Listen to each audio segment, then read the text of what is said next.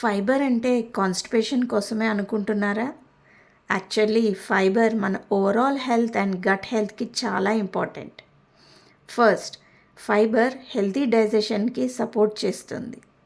Next, స్టూల్కి bulk add చేసి bowel movements స్మూత్గా రెగ్యులర్గా ఉండడానికి హెల్ప్ చేస్తుంది. ఇంకా ఇంట్రెస్టింగ్ థింగ్ ఏంటంటే కొన్ని టైప్స్ ఆఫ్ ఫైబర్ మన గట్లో బెనిఫిషియల్ బ్యాక్టీరియాకి ఫుడ్ లాగా వర్క్ చేస్తాయి.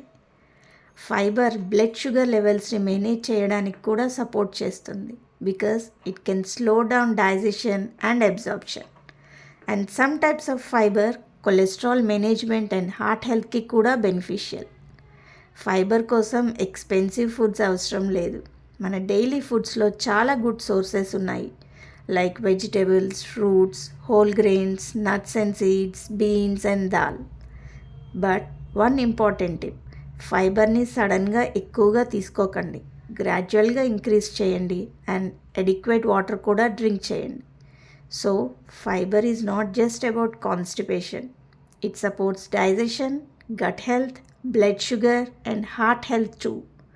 So small change. Add more fiber to your plate. So మీ డైలీ మీల్స్లో ఫైబర్ రిచ్ ఫుడ్స్ ఇంక్లూడ్ చేస్తున్నారా?